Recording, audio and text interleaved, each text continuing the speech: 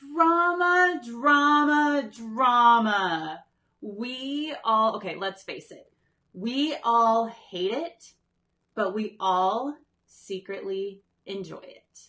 Because if we didn't enjoy it, then we wouldn't be getting in these big Facebook discussions and arguments, and reality TV would not be a thing. So, and we enjoy it more if it's not happening to us, because when it's happening to us, it's it's a lot. It's a very chaotic, and it can feel really uncomfortable. But here's the thing, is we secretly enjoy it. And so, are you ready to completely get rid of the drama? I know I am. So let's dig in. So with drama, here's the thing. The reason why we have drama is we are human and we're always wanting to get a need met. If there's any decision we ever make, it's to fulfill a need. And if we don't learn how to fulfill that need in a healthy way, then it can create drama. And that's why we all have to deal with drama, because a lot of us weren't taught how to do this in the healthy way. And so I'm going to teach you guys today about the drama triangle. I like to call it the victim triangle, because the way that it looks is it looks like it's an upside down triangle. And so the three roles are, there's a persecutor on the top end of the triangle, the top point. Then there's the rescuer on the opposite top point. And then at the bottom is a victim. So it's an upside down triangle. And what it is the persecutor and the rescuer are looking down at the victim. They have a one-up. They're almost like better than the victim, because they both need a victim for them to play their roles. So that's why it is looking down. And I call it the victim triangle because, as you'll see at the end of this, there's a difference between, it's like the victim extreme. So this is the victim triangle to me, because the persecutor is one extreme of the victim and the rescuer is the other extreme of the victim. Hi, Mark. So good to see you.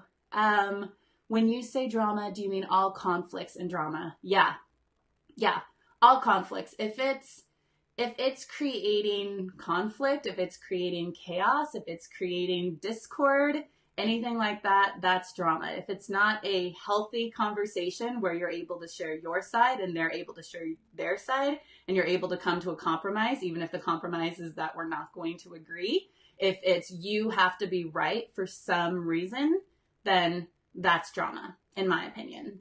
And you'll see as I talk about the different roles, how each one has their own drama. So here's the thing. I think studies even show that 99% of people are in these roles. So it's not like we can really get away with them unless you are completely doing your own personal growth work and you're completely doing what it takes to get off the triangle. We're in the triangle. And here's the thing. We're actually in the triangle in our mind. And I'll tell you guys about that later, how we're just constantly in this triangle if we don't realize that we're in the triangle. And then I'll teach you how to get out of the triangle. So that's what we're going to be discussing today. So as you were saying, Akshana, I think that's how I say your name, is any dysfunctional interaction is putting you on the triangle. And so every single role, there's going to be one role that you're going to resonate with most, but we all do all three roles. So as you'll see as I get into it. So it's going to be the role that you identify with the most. So I'm going to share with you the different roles. And if you're brave, you can tell us in the comments what role you think that you identify with. Because once you're able to admit it, then you're able to change it. So come out of hiding, share.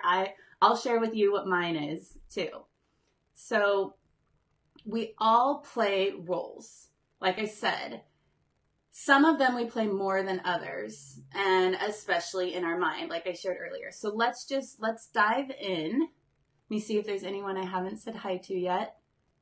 Okay, I think I got everyone. So let me know if you're here in the comments. Give me a your favorite emoji if you're ready to get rid of the drama, whether it's yours or someone else's. If you're ready to get rid of it out of your life, give me your favorite emoji.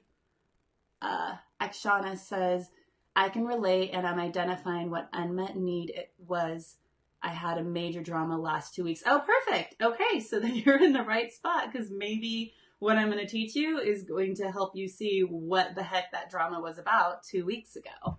Farad has emoji. Perfect. Okay, so I'll see your hi Marie. I'll see your emojis and I'll continue on. So let's get into the victim. So this is the one where the upside down triangle, this is the one on the bottom. So this is the one that the persecutor and the rescuer both need to be able to be in those roles.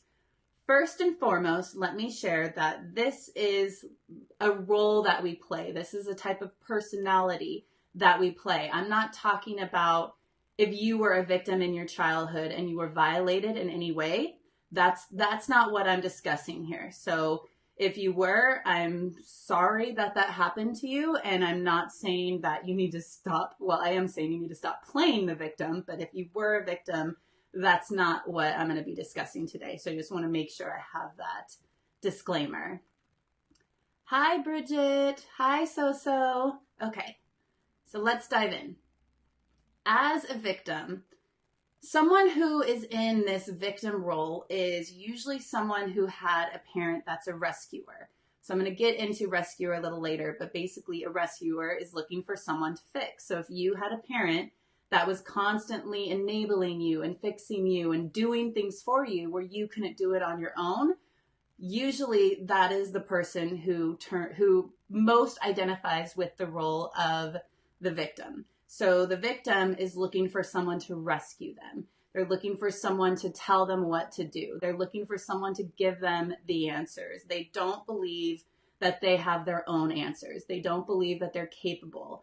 They feel inadequate. And so they're constantly looking for someone to help them, for someone to give them the answers, for someone to be there for them, for someone to rescue them. Now, one way you can identify if someone is in victim or if you are in victim is when you have someone, maybe a rescuer or maybe someone who's really healthy that's wanting to help you, and they're giving you suggestions about how to make whatever your issue is better. And they're telling you, well, why don't you do this? Or why don't you try this? And you say, or the victim personality, the victim role says, yeah, but I can't do that because of this. Yeah, but this is in the way. Yeah, but da-da-da-da-da. Yeah, but I tried that. So this is something that is, or this is someone who doesn't think they're capable of figuring things out. And if you are someone that is telling them, why don't you try this? They just disregard it because they don't believe that they're capable and they just want you to tell them the answer. And the funny thing is, even if you tell them the answer, they still might say, yeah, but, because they just don't believe that there is that perfect answer out there. It's like they have to have someone to take them on their own journey, basically. So it's someone who is fighting for their limitations. There's always something wrong with them. They think there's something wrong with them. And one thing I will say is a lot of addicts, especially addicts when it comes to other people, fall into this victim role. So these are your your sex addicts, your codependents. These are the people, well, codependents are rescuers too, but basically if it's someone who has that addiction, like you need someone, you're like a savior, you're searching for someone to save you, so to speak, whether it's a relationship, a therapist, a coach, a healer, anything like that. So, and they're also the type who are very, very hard on themselves, and they have that poor me. So it's just poor me. Everything happens to me. I'm not capable. I can't take responsibility. Just everything keeps happening to me. And excuse me. One way to look at this is a great example of this is everyone knows Winnie the Pooh. And so Winnie the Pooh, that character Eeyore, right? So the Eeyore character represents the extreme version of the victim. And so that's that poor me. Oh no, everything's happening to me. That's the extreme version. So I'm giving you guys kind of the extreme version. I will share that that's my primary role. My primary role is to fall into that victim, looking for someone to save me. I mean, for a long, long time, I was considered a love addict, where I was looking for a relationship to save me, to rescue me. I didn't know I was doing it. It was unconscious. I just wanted a boyfriend. I didn't realize it was because I was addicted to feeling love, so I can feel like I was wanted and needed in my life. So I've done a lot of work on myself. I'm no longer a love addict, but that is the role that I go into, is I go into that, oh, I'm not good enough. I'm not capable. I need someone else to tell me how to do it. I don't know the answers. And so, again, that's something I've worked on really hard with myself, but that's the role that I find myself going into. And so I have to really like talk myself out of it and use the techniques that I'm going to teach you at the end of this of how to get out of the triangle. So now, like I said, we all play all three different roles. So if you are a victim or in that role, or you know someone that's a victim, when the victim moves into the persecutor, this is what it looks like. It looks like the victim is now blaming people for not taking care of them. So that's where the persecutor shows up, is, I can't believe you didn't take care of me. So then you're turning on your rescuer and blaming them for not taking care of you or not giving you the right answer.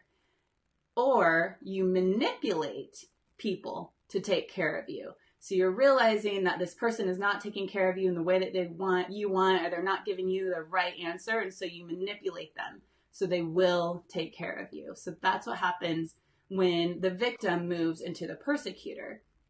Now, when the victim moves into the rescuer, they're looking for someone to rescue so they can feel better about themselves. So they don't have to feel, I'm not capable, I'm not good enough. They're looking for someone to rescue that feels, I'm not capable and I'm not good enough, so they don't have to feel that. So let me look at your guys's, oh, you guys have been responding. Let me see what you guys said. Hi, Andy, good to see you.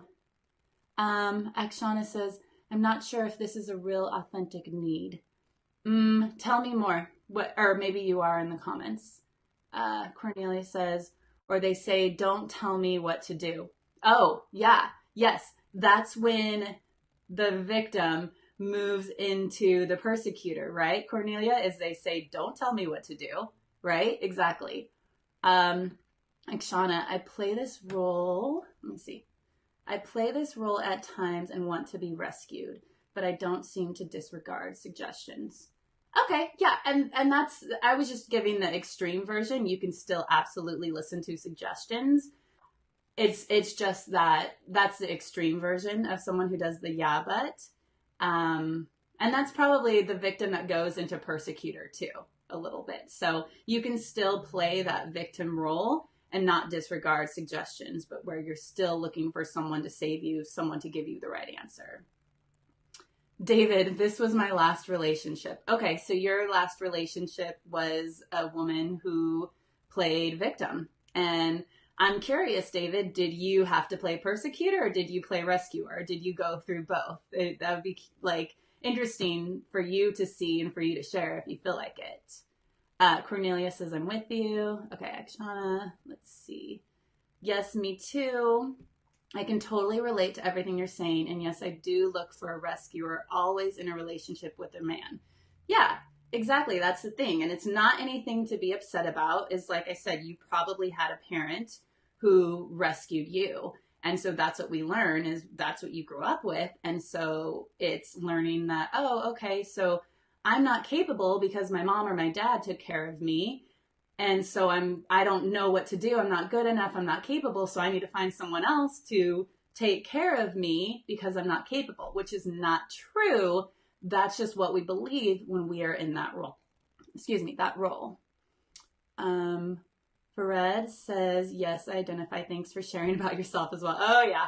I will absolutely share with you guys if there's something for me to share. Cause yeah, I easily go into victim. I mean, I would say that my mom was my rescuer. She did everything for me. And so I grew up thinking, well, I'm not capable. And the thing is I didn't know I was thinking I'm not capable. I just kind of assumed things got done for me. So you can imagine what kind of reality I jumped into when I turned into an adult and I'm supposed to have all this responsibility and I'm still acting like a little girl, not knowing what to do because I always had someone rescuing me. And of course, it makes sense of why I became a love addict and why I was looking for someone to save me because it's a scary thing being rescued your whole life and then going into adulthood and not being rescued and just like, how the hell do I do life? So that's my story. Cornelia says yes. Oh, David, let's hear what you had to say. Rescuer. So you were the rescuer, but was never good enough. Was way too dependent. So your girlfriend was way too dependent on me. My independence came off. Oh, came off. My independence came off as me not caring, which was not the case at all. Exactly. So that's where the victim goes into persecutor and says, you don't care about me because you're not taking care of me when you're just being independent. You're just doing what you want to do. So that's exactly a perfect example of being on the triangle. And I'm assuming, David, because it was your last relationship, that you're no longer in the triangle, or maybe you are in a new relationship, or maybe you are in your head, as I will explain a little bit later. Okay. So if you want to just come out of hiding and just put it out there and just be like, yeah, that's my role, put a V in the comments, just tell on yourself. I would do that too if I could type right now. So put a V, just tell on yourself, get it out there because now you can change it. Now you know. Okay, so and if you have any questions about victim, let me know. I'm going to move. Oh, I have one example. I like to give you guys examples so you have an understanding. Although, David, that was a perfect example of just moving around the triangle. So I had a client that came to me for severe bowel issues, and she's seen many doctors and was on many prescriptions, and nothing was really working. So she thought, okay, I might as well try hypnosis. I mean, this has got to be something emotional. This has got to be something in my mind. And so when we went back into her childhood in the hypnosis, those are the scenes that showed up, is she realized that she never felt good enough growing up. And her sister could do no wrong. Her sister was that princess, and her dad would take her out to the field with him when he was at work. Him and his coworkers would drink, and his coworkers would make moves on her, and no one stopped her. So there she is, an actual victim. And she felt sick to her stomach, but she couldn't say anything. And so, which makes sense of why she has all these stomach issues, all these bowel issues. She felt sick to her stomach. So as an adult, it makes sense that she has this now, or did have it. So after we worked together, we realized that she needed to put up really strong boundaries with her family, so she's not still in that victim role. And her stomach issues greatly improved. And so her whole thing with victim is she didn't feel like she was good enough. She didn't feel like she was capable. She had to listen to what her family said about her. She couldn't speak up. And so working with me, she was able to speak up, put up those boundaries, see that this is not who she is at all. This is just who she was brought up to be. Okay, let's see. Akshana, I can sometimes go into attack mode by thinking he doesn't care or I'm not important. Exactly.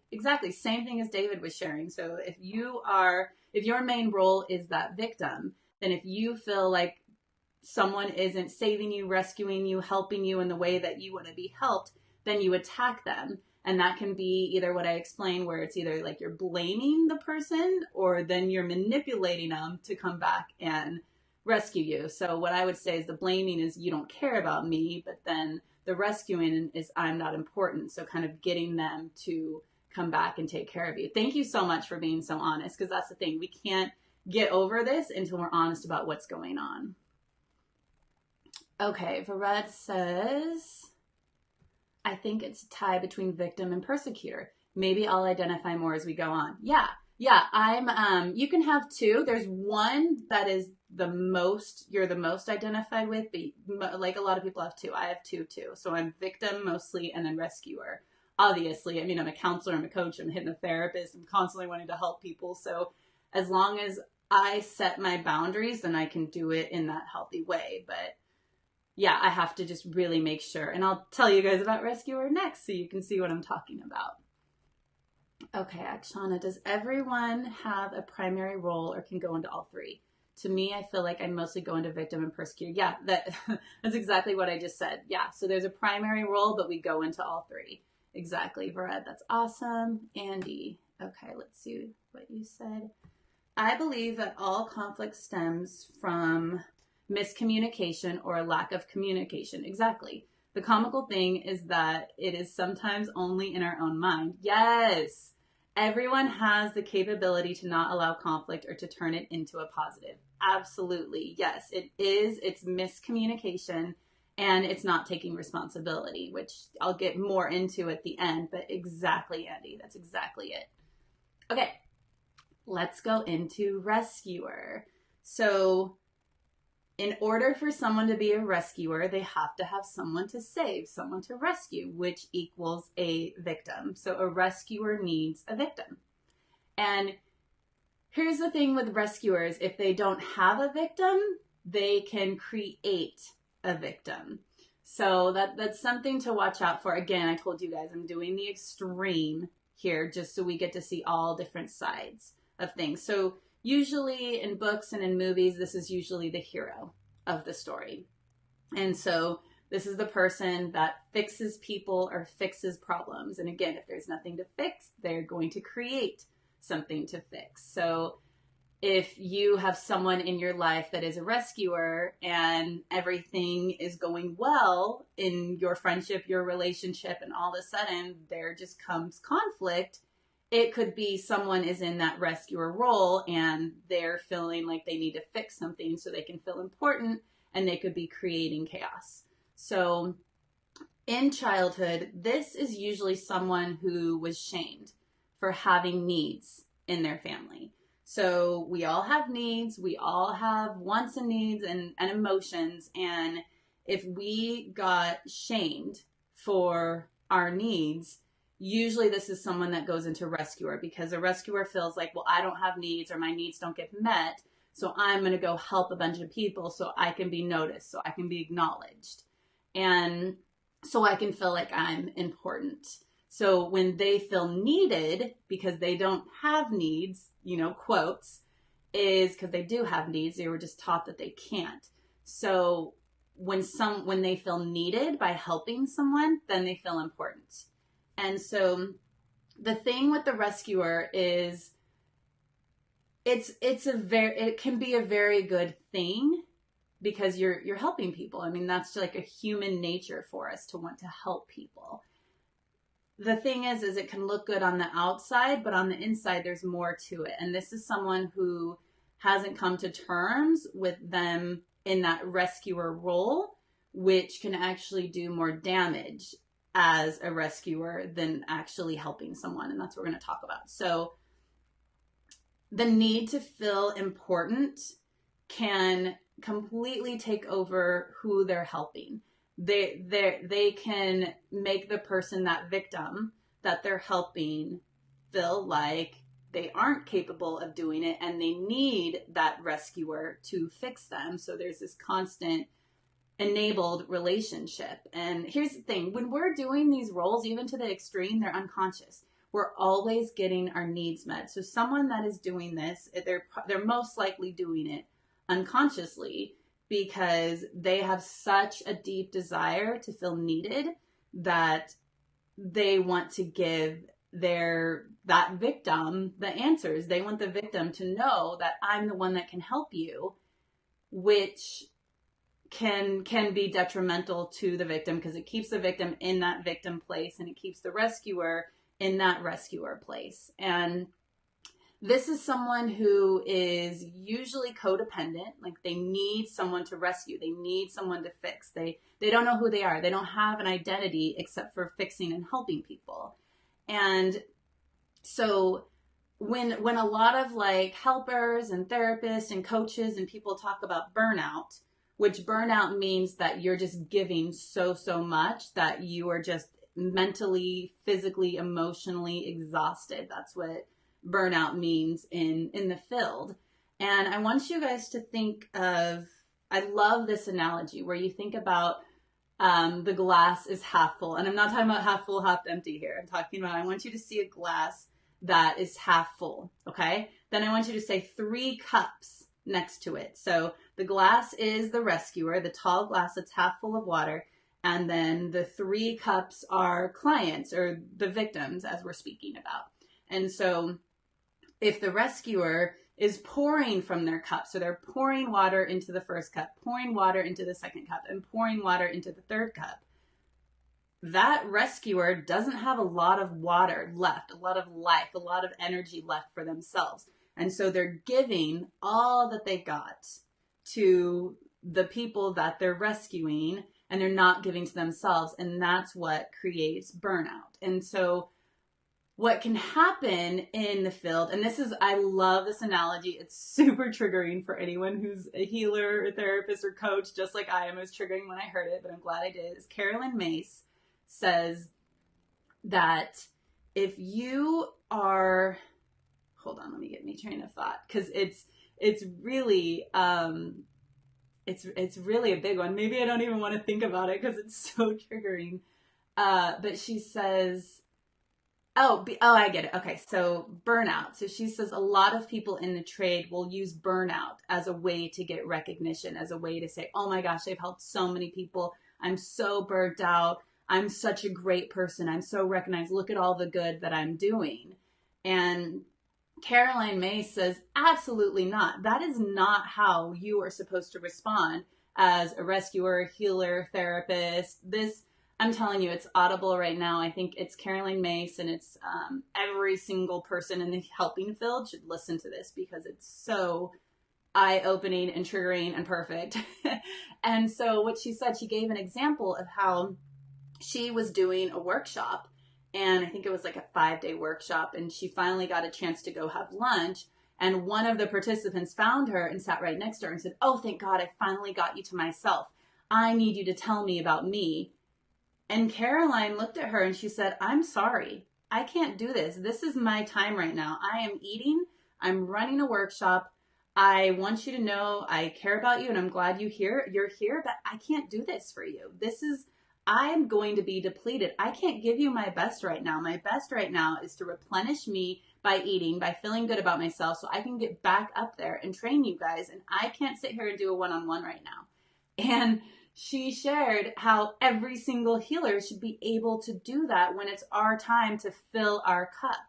And she shared that participant wrote her a nasty letter afterwards. And Caroline just said, you know what? That's okay. That's on her. She said too many people in that rescuing role are using burnout as it's a good thing. And she says, absolutely not. You need to fill your cup and then you can go help people. And so that's what I'm talking about with burnout is for someone who's in a rescuer role, you need to fill your cup. You need to have your cup full. You need to get your self-care. You need to set your boundaries. You need to do different things like that. Because otherwise, you're just going to feel burnt out and you're not going to actually help someone. So that's my rant. I swear this Audible is amazing and every healer should listen to it. It's incredible. So now when the rescuer moves to the persecutor role, it sounds a little like this. After all that I've done for you. So who's heard that? Who's heard those words? After all that I've done for you. So then the rescuer feels like I've given you my all. I'm not getting the recognition. You're not changing, whatever it is. And then the rescuer can persecute the victim by saying, after all that I've done for you. And then the persecutor can go to the extreme and completely abandon them. Now, the rescuer can go to the extreme and completely abandon them. Now, when the rescuer moves into the victim, it sounds a little like this. What I do is never enough.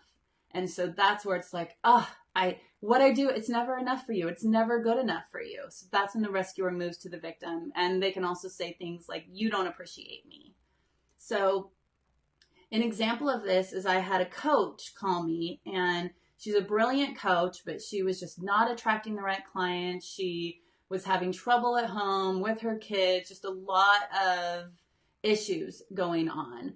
And so, and here's the thing, she's a classic codependent. And so she was giving to all of her clients. She was giving to her kids. She was giving to this awful boyfriend who treated her like crap, but she was staying with him because she was scared about the money. And so no wonder why she was struggling to find these clients and have a good life, because she's giving from a half full or even an empty cup. She's not giving to herself. And so we had a session. We found out kind of where that started in her childhood, where she was being rescued and didn't feel like, or no, I'm sorry, where she wasn't getting her needs met. So she's constantly out there looking for someone to fill her needs. And then of course with her kids, that's what she's going to do because she's a mom, but she didn't know how to give back to herself. And so after the session, she learned how to become more visible, and she broke up with that awful boyfriend and ended up finding an even better boyfriend who had money, even more money, so she didn't have to worry about that, and treated her like a goddess. So it's just crazy what happens when we understand what's going on, and then we're able to recognize it and change things and how our life can get better. Okay, let me look at your comments. Since I got to rescuer, let's see, did I go too far? Aw, Akshana, you have a sad face. That's okay. Okay, Akshana says, oh my God, a lot of rescuers I know ghost or vanish when they're so in burnout. Yeah, exactly, because they're not taking care of themselves. And so they ghost you or they vanish because they can't give you anymore. So yeah, exactly.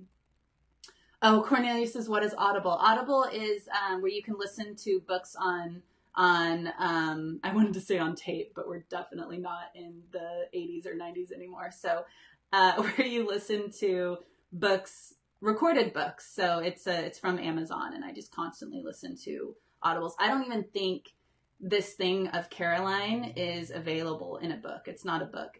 You have to buy the recording.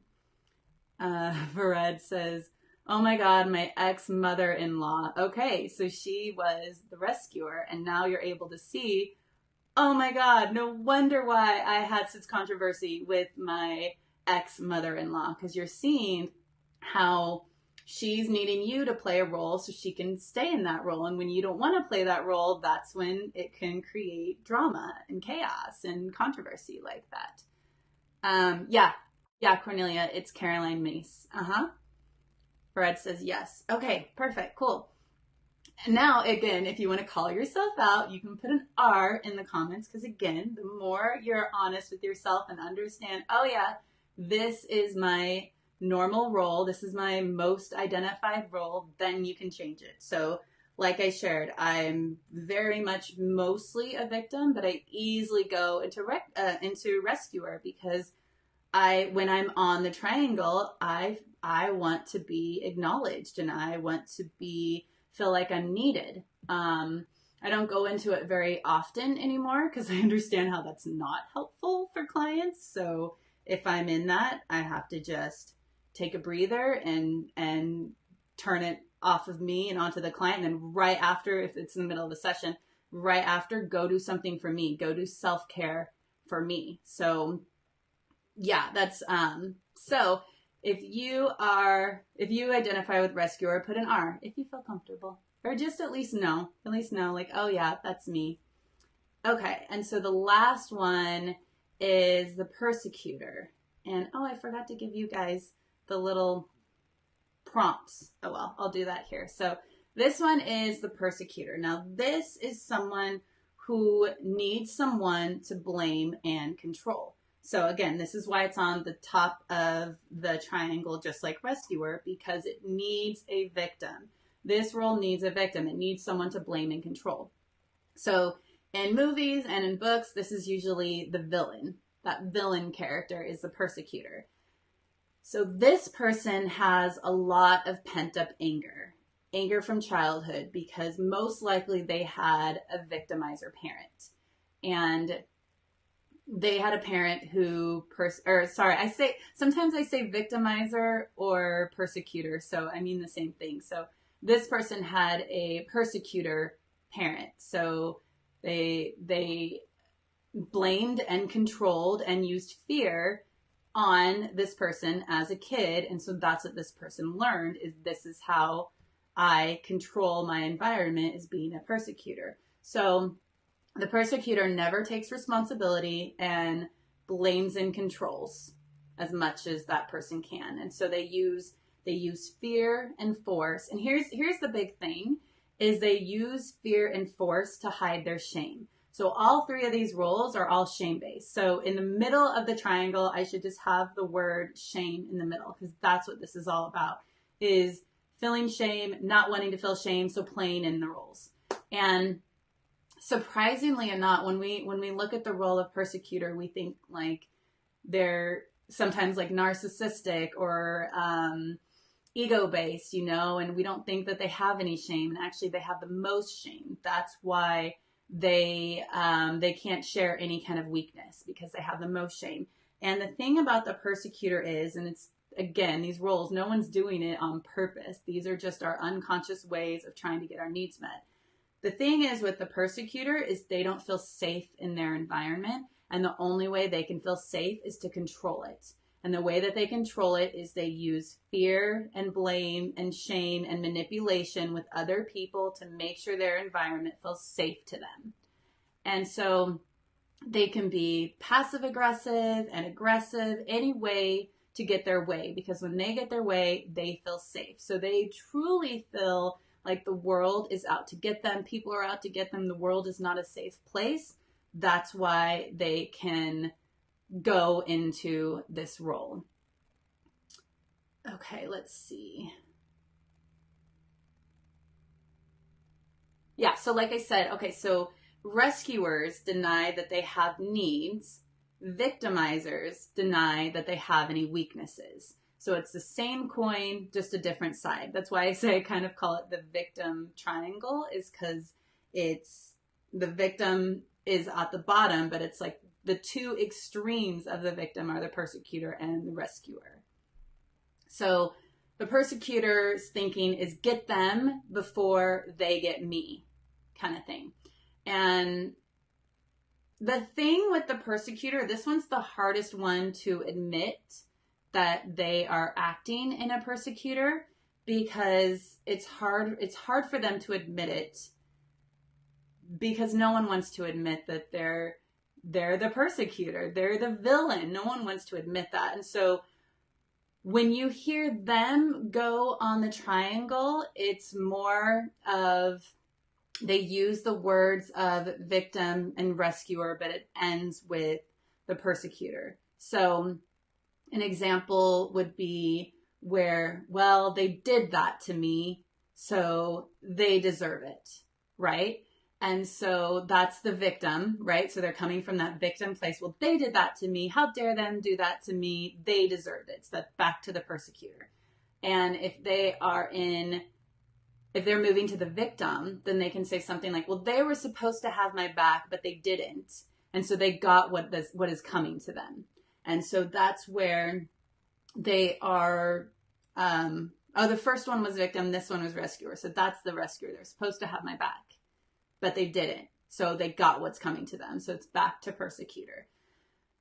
And okay, so let's see. So I had a client who had jealousy issues.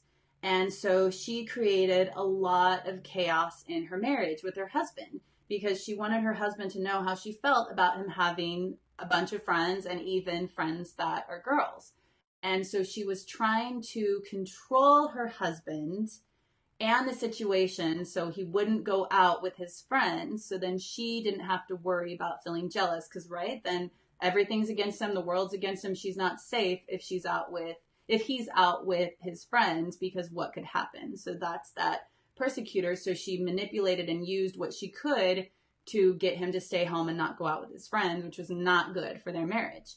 And so when we went into the session together, we went into her childhood where she had past boyfriends that dumped her and went out with other women. And so she was just really jealous of them. And that's where it's kind of just showing up in her life. And also her mom was divorced, and she was going out plenty of times with other guys. And so every time she had a date or she had a new boyfriend, she was put to the bottom. Like, she didn't even matter. And so she felt really jealous of that boyfriend because they were getting all of the attention that her mom used to give her.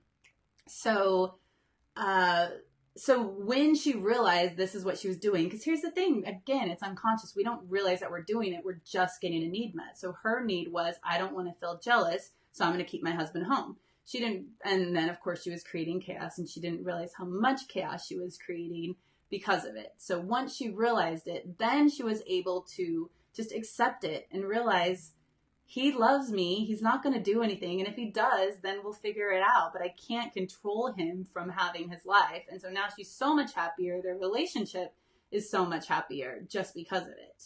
So, okay, let me see what you guys said. Andy says, powerful and scary stuff, and so true. I'm sure everyone can relate to one of those roles. Absolutely. We all can. We all are in the victim triangle unless we are taking responsibility and communicating. But again, Andy, that brings me to my next point, which is we do I say victim triangle, we do the drama triangle in our head to ourselves every single day. And so even if we aren't resonating maybe with the roles that we play all the time, or we aren't resonating with other people in our life, which would be crazy if we weren't, but if we weren't, then at least we can see how we do it in our mind.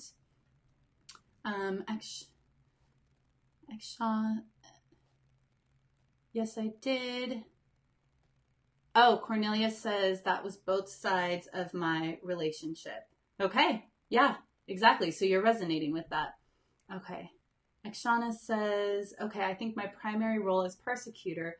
I do feel very unsafe and I need a lot of control. Okay. Thank you. Thank you for being so honest, because now you can change it. Now you see, oh my gosh, I understand why this is happening. Maybe this is what happened 2 weeks ago.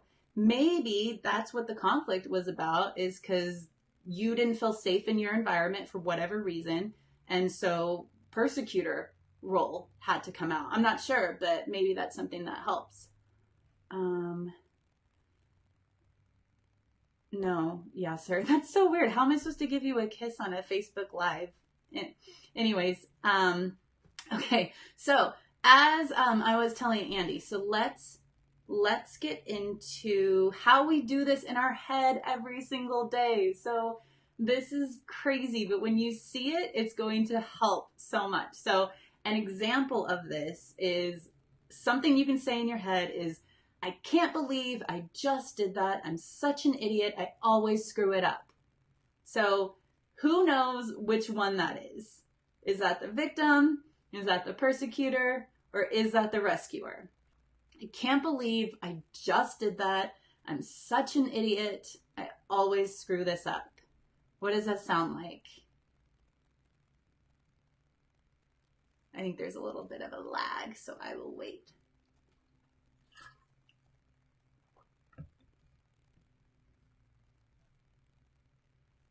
Okay, I know someone's gonna get it, but I don't want to lag this on.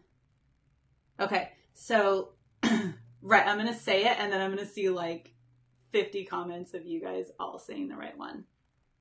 Okay, so I'll just share it. So I can't believe I just did that. I'm such an idiot. I always screw it up. That one. Oh, there you go. Akshana says victim. Exactly. That's the victim. Okay, this is in your head. Can't believe I just did that. I'm such an idiot. I always screw it up. Then, yeah, but you did that because that's all that you knew at the time.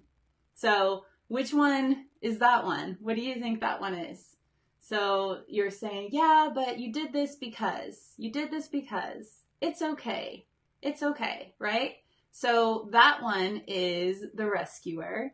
And then we can go into the persecutor, which is saying, actually, it's their fault because they didn't tell me how to do this. So then you're looking for someone to blame. So in this example, first you're the rescuer. First you're the victim. Then you rescue yourself, and then you find someone to blame. Marcy, you're here. Good to see you. So that's what we do in our head. And I'll have an example of that. I was giving a speech at my Chamber of Commerce, and I had an expectation that everyone was going to introduce themselves first and order their food, get their food. By the time everyone's done introducing themselves, then it's time for me to speak, and then I have more attention on me. Well, the coordinator decided to change it as soon as everyone started showing up, and he introduced me. And I'm sitting here like, why is he introducing me? No one's introduced themselves yet. And so in my head, in the middle of my presentation, you guys, I was saying, no one's listening to me. Everyone's busy eating. People are coming in late. No one's paying attention to me. So straight victim. And then rescuer, well, it's on them because it says nothing about me and it's okay. I mean, just get through it. And then it switched to, how dare my coordinator switch everything on me, switch the schedule, make me go first when everyone is eating, no one can pay attention. How dare he do this? And so that's me straight in the triangle in the middle of my presentation. So you can imagine how great my presentation was, because I'm trying to say this like amazing stuff. And here I am in my head playing the victim or the drama triangle in my head. And so it's just when we actually see that we're doing it, that's when we can change it. So, okay, let me see what you guys are saying. Okay, cool. Oh, and then what I could have done in it is I could have taken responsibility and went to him and said, hey, I had an expectation. I was planning on doing it this way. I am the speaker. That's how I would feel more comfortable. Now it's completely up to him what he says, but at least I'm standing up for myself and I'm saying how I felt instead of playing victim and then rescuer and persecutor in the situation. I could have went up to him and said, wait a minute, this is what I want. Again, he chooses, but I still get to say what I want. And I didn't do it in that moment. And I've definitely learned my lesson from there. Okay, so if you resonate with the persecutor, put a P in the comments if you feel like this is something that you just want to come out of hiding and say, this is me. So if you feel comfortable, either put the V, the R, or the P in the comments. And if you're on the replay, please respond too, because I will respond to you afterwards. Now, let me just share as we're concluding, I want to share some examples. And so I was thinking, okay, what movie, what TV show can I share where it just shows these so well? So I came up with two. So the first one is Back to the Future. I'm pretty sure every single person has seen Back to the Future. If you haven't, basically it's the main character is Marty. He has to go back in time to basically get his mom to choose his dad so they can get married and have him as a kid. Now, of course, there's always got to be a villain in there. The villain is Biff, and he's trying to date his mom. So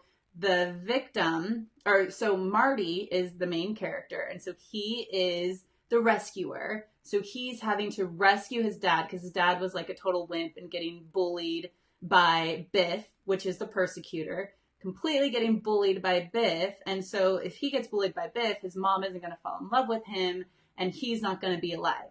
And so Marty's the rescuer, his dad is the victim, and Biff is the persecutor. So that's one way to look at it. Oh, good. You guys are on it, like honestly responding. Good job. Cornelia says all three. Perfect. Yeah. If you can see all three, that's perfect. Thank you, Andy and Cornelia. Okay. So that's one example. Now, who's seen the show Breaking Bad? I know that a lot of people have seen it. It was such a popular show. I was thinking of which one I could tell you guys to show these roles so well, and this show does it so perfectly. Every single character is somewhere on this triangle, which makes it so easy for me to share. Hopefully you've seen the show, or maybe you can go Google search it and see what I'm talking about. But every single character plays these roles, and so many characters go through the full triangle. So the main character is Walter. Now he starts out as a victim because he has an illness. He has cancer. So he starts out as a victim to his illness.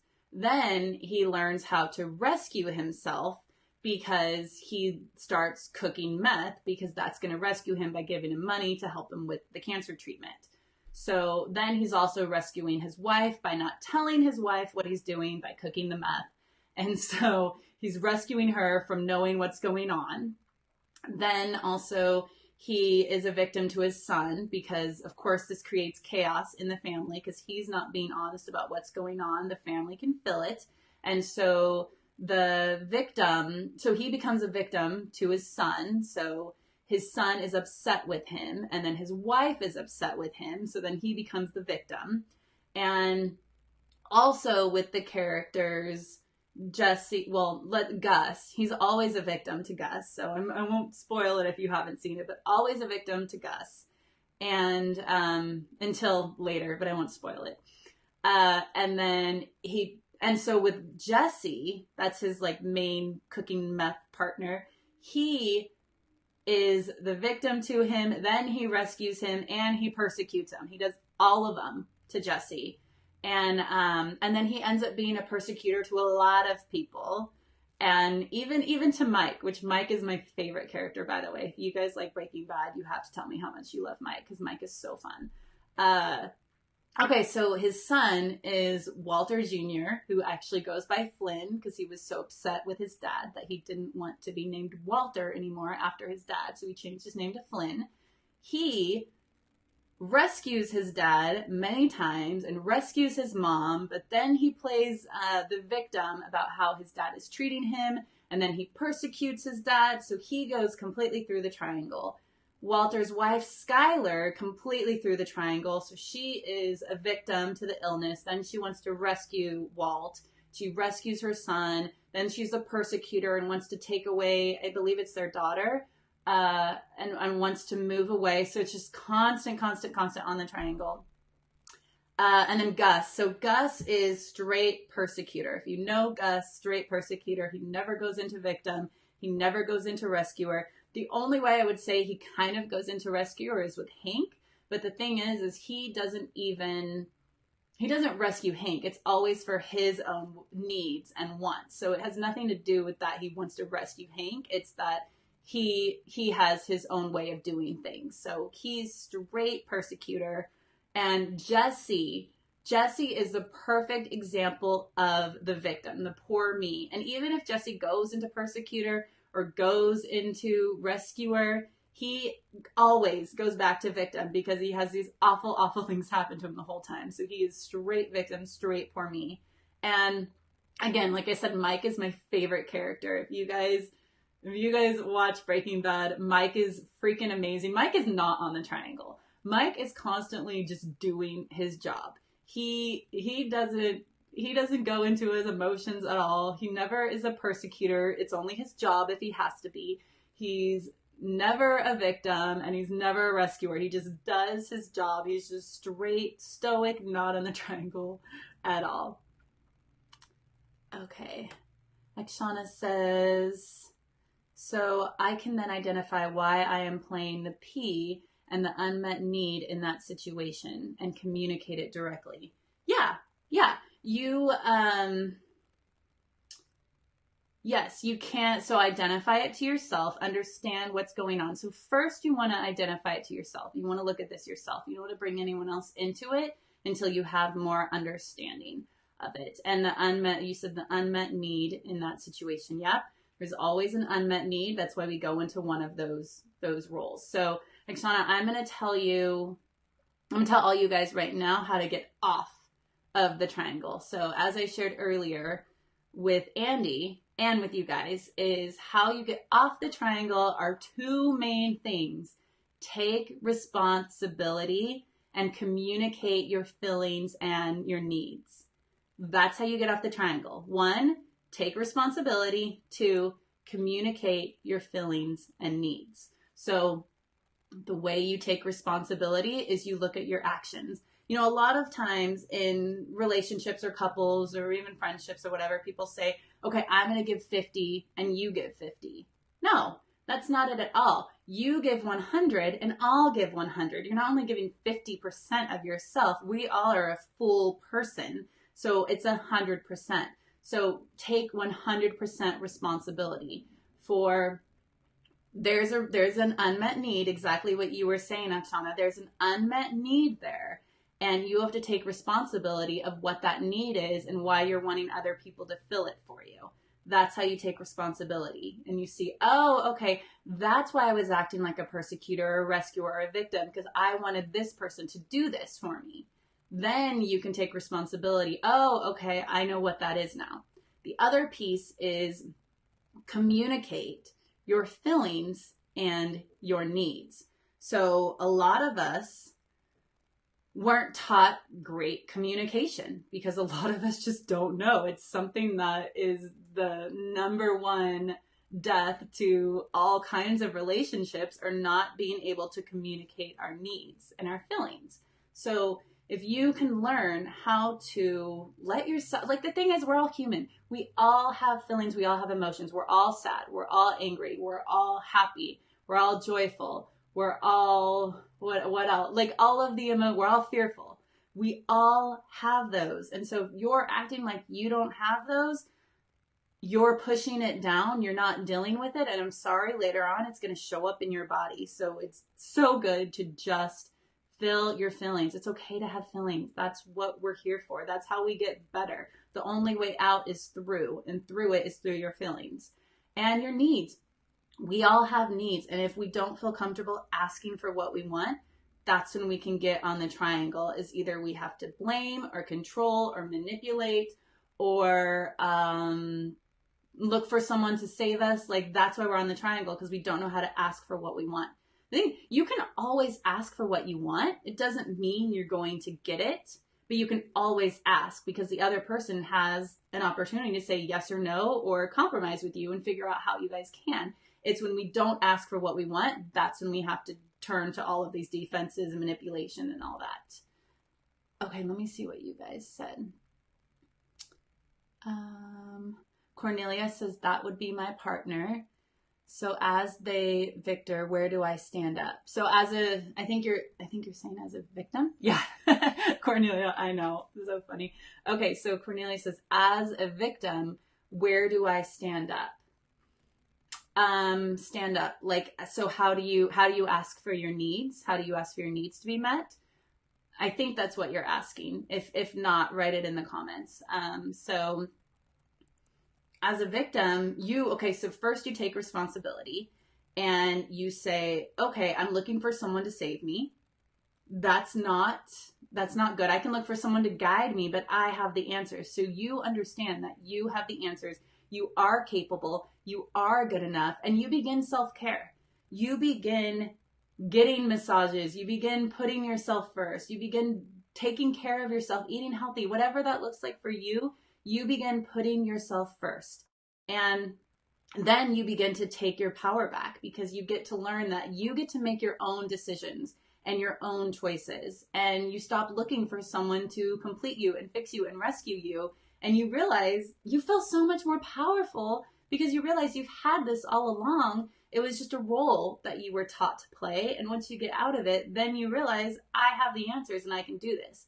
Of course, you can always find a guide, a mentor, a therapist, a coach, a healer, any of that. A friend, you can have that, but there's a difference between looking for someone to give me the answers and fill me up, as opposed to listening to what they say and trusting your own inner guidance of what feels right for you and doing self-care. So that's what you do if you are a victim, to get off the triangle. If you're a rescuer, to get off the triangle is you can still become that coach and that mentor, but the difference is you have those boundaries. Just like I was sharing, if Caroline Myss said, if your cup is not full or even half full, don't give. It's time to give to yourself, and then you can give to other people. And so, and let the victim know that, hey, I'm just here to guide you. I'm just here to tell you my truth, but you have your own choices and you don't need me. You might want me and we can work together and I can guide you, but you don't need me. I can't run your life for you. So you have to know that as a victim, and not enable people and set those boundaries. So now if you resonate with the persecutor role, this one is the hardest one, because like I said, the persecutor doesn't want to admit they have weaknesses. But if you can admit you have weaknesses, you'll get off the triangle, because you just have to be willing to own your part in it and see, oh, okay, I didn't feel protected. I didn't feel safe in my environment. And that's why I acted this way, or why I've used blame or fear. And once you are honest about that, everything can change. And just trust that not everyone is out to get you. Yeah, maybe that's how it felt growing up, but now you're an adult, and when, like, what you resist persists. So if you're thinking that everyone is out to get me, then you're going to attract a lot of people that are out to get you, and it's going to feel like that. So it's realizing, okay, who can I look at that's not out to get me? And it's like broadening your horizons of who in your life, or who do you want to have in your life that's not out to get you, that's actually there for you, that's there to support you.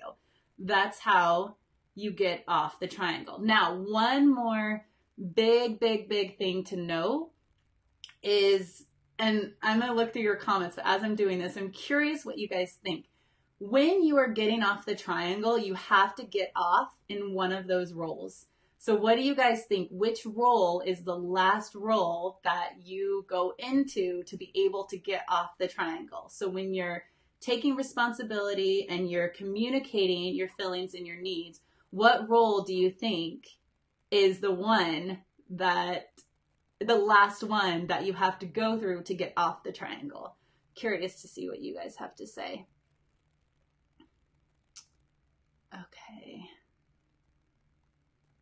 Okay, Akshana says, I can think for that situation straight up. Can I share it to understand? Of course, yeah, share your situation. Absolutely. I'd love to see if I can bring any kind of insight around it.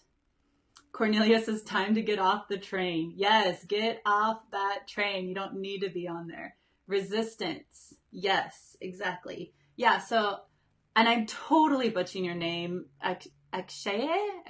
I'm going to say Akshana until you correct me, but yeah, I'd love to hear your situation and see if I can bring some insight. And so what do you guys think is the role that you have to go through, the last role? Everyone, doesn't matter which role you are on the triangle, what is that last role that you have to go through to get off the triangle? Again, I think there's a little bit of a lag. So I will wait, because I know you guys have some ideas.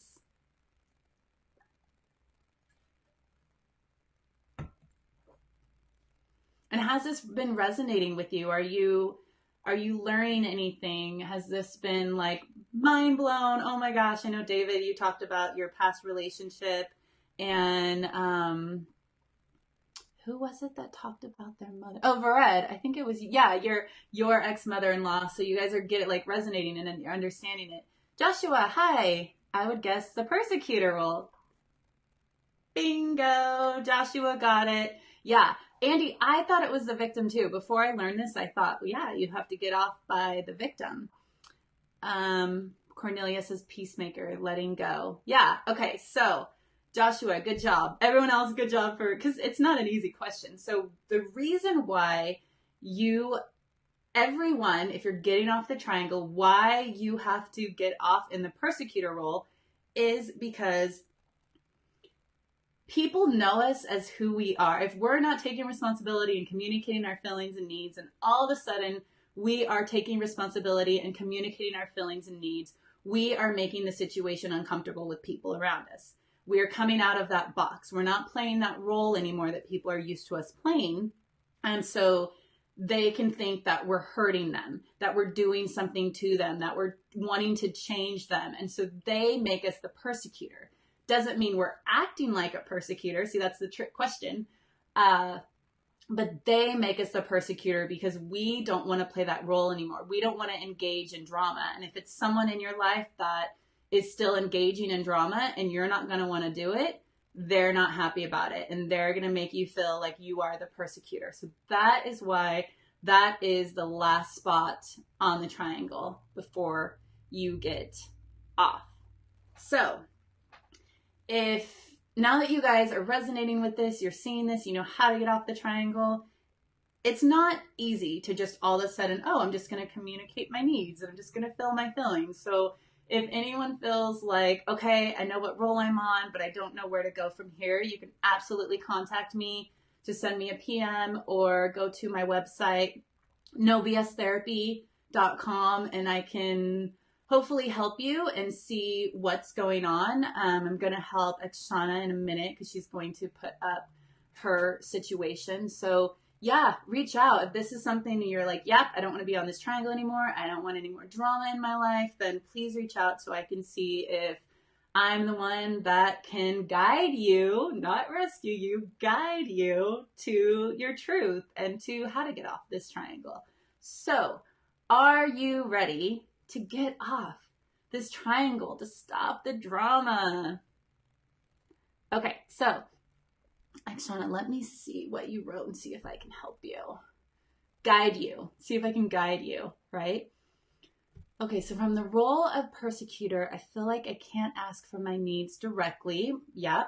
And my belief says it's too much. And personally, I have a fear that my current boyfriend might not be able to meet that for me. Okay, so let's look at the first part. So the first part is, I feel like I can't ask for my needs. Yeah, a lot of people don't. We don't know how to ask for what our needs are. And so it's uncomfortable to ask for what you want, to ask like, hey, this is a need. Now, your belief says that it's too much. Exactly. You feel like, oh, I can't ask for what I want because it's too much. I don't deserve it. So there's probably like a little bit of, I don't deserve it, so I'm not going to ask for it. It's too much. And personally, I have a fear that the current boyfriend might not be able to meet that for me. Maybe not. Maybe not. No one is expected to meet our need. We can always ask for it. So the thing is, and also it sounds like you haven't really asked for your needs before. If you normally go to the persecutor role, then you're not getting, I'm just going to do this as a situation example. So if you're that main persecutor and you're not getting a need met, then you can either blame the person or manipulate them to get the need met. So, but you're not actually asking for what you want, right? It's just like, oh, he's not doing what I want, so I'm going to blame him for it. But the thing is you haven't actually asked him for what you want. So he might actually be able to meet that need if he knows what that need is. So I'm not sure what the need is, but just asking like, hey, like here's an example is what I really need is I need to spend more time with you. I feel really alone. I feel like you're at work all the time and I'm so sorry if I've come across as blaming you. I know I've never had a chance to ask you this before. I don't even know how to do it, but this is what I truly want. So in a sense, Akshana, you have to become vulnerable. For us to ask for our needs, getting off the triangle, we have to be vulnerable because no one's a mind reader. And a lot of times we think, oh, if that person really loved me, they would know. Well, no. So here's what I'm saying about your boyfriend is you're saying he might not be able to meet that need. And you're right, he might not, but you don't know until you ask. So hopefully that was helpful for you. Let me see. I meant my needs are too much is a limiting belief. It's absolutely a limiting belief because you learned it somewhere. You learned that my needs are too much. My needs don't matter. No one can fulfill my needs, which is true. You're the only one that can truly fill your needs, but that's why you can ask for it. So you learned that somewhere. It is a limiting belief, and now you can go against it and actually ask for what you want. Cornelia says, my voice is always neglected. Okay, Cornelia says, I asked, but he didn't say it first, so I took his power away. Wow.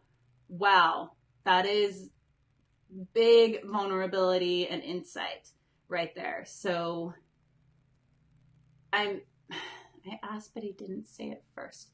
So you asked for something, but because he didn't say it first, you blamed him? Is that what you're saying, Cornelia? I want to make sure I'm understanding that. Andy.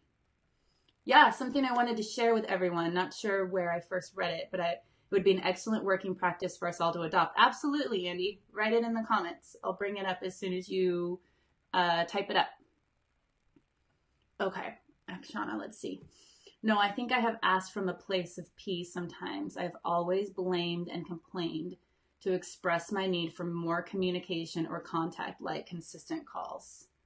Yeah, so you're not getting a need met. He's not giving you those consistent calls and that communication. So then you can go to the persecutor and blame him and complain, right? So the thing is what we have to do is not blame the other person, because no matter what, they're going to go on the defense. So if you are blaming someone, they're going to go on the defense. So the thing is to say is, I'm feeling really hurt. I'm feeling abandoned. I'm just using examples. I'm feeling unacknowledged. I'm feeling not important because you aren't giving me the consistent calls that I'm asking for. And so what I want from you is, I want you to give me these consistent calls. Are you willing? Now, are you willing is huge, because that's where you put the ball in his court, and then he gets to say yes or no, or, well, let's talk about this. So that's the thing is, Oksana, I would say it's important for you to own your feelings. So don't tell him what he's not doing or what's not going right, because it's just going to put him in defense. So instead, make it all about you. That's the taking responsibility part. So I'm feeling unacknowledged, unseen, unheard, not cared for. This is what I want from you. So that, hopefully that's something that can help. Okay, Cornelia says, I asked, but he didn't say it first. Oh, I already looked at this one. Just kidding. No, his reaction. Oh, Cornelia. Okay, so his reaction is what took his power away, is what you're saying, or because you asked and you didn't get the reaction that you wanted. So, yeah, let me see if there's enough information for me to look at that. Well, hopefully what I just said to Oksana will help you, because it's asking for what you want, taking responsibility, being honest with your feelings about it, how you're feeling that you're not getting that need met, and then asking what you want and asking, are you willing? Okay. Okay, Akshana says, yeah. So yes, own my feelings is so important. Exactly. Because when you own your feelings, then that he's not on the defense, and then he can see, oh my gosh, I'm hurting her. I didn't realize I'm hurting her. And then he can come towards you. Instead of, you're not doing this, then it's going to make him back away. So perfect. Okay, Andy, let's see what you have to share. My right hand is being held by someone who knows more than me. This is my teacher. My left hand, I like this visual. My left hand is being held by someone who knows less than me. I am their teacher. I need both hands to be as such for me to be. I love that. I love that. Yeah. So you have someone on your right hand that is someone who knows more than you, your teacher. You have someone in your left hand who knows less than you. You're their teacher, and you need both hands to be you. That's beautiful. That's absolutely beautiful. Yeah, because we need people that we can guide, that we can teach, and then we need people that can teach us. Absolutely. I love that, Andy. Thank you for sharing. Okay, Akshana says, I do feel hurt because I'm always blamed for causing drama, but that's not my intention. Yeah, that's the thing. It's unconscious. We don't realize that we are causing the drama. Like, we don't realize that we are truly the ones causing the drama, but it's because we don't know how to ask for what we want. We don't know how to feel our feelings. We don't know how to take responsibility. That's why you get off the triangle. So exactly, you feel hurt. So that's what you have to tell him is, I feel hurt. So you take your responsibility for your feelings and ask for what you want. Okay, cool. Thank you guys so much. So my question to you is, are you ready to get off the triangle? Because you can. It's not easy. I'm not going to say it's easy, but it's doable and you absolutely can. So just know that once you understand what role you're on in the triangle, then you can absolutely get off. So I hope you have an amazing rest of your day. Again, contact me if you want some guidance for this. And thank you all for watching live and on the replay and listening on my podcast. And Oksana says, thank you. This is so profound. Oh, good. Yay. I'm so happy to hear that. That's what I want to hear. I love teaching stuff like this because it was profound for me. When I learned it, it was like, whoa, this is profound. Exactly. Andy, thank you. Cornelia, love you. Love you too. Thank you. Okay, everyone, have a great rest of your day. Get off the triangle, take responsibility, fill your feelings, and ask for your needs. Okay. Bye.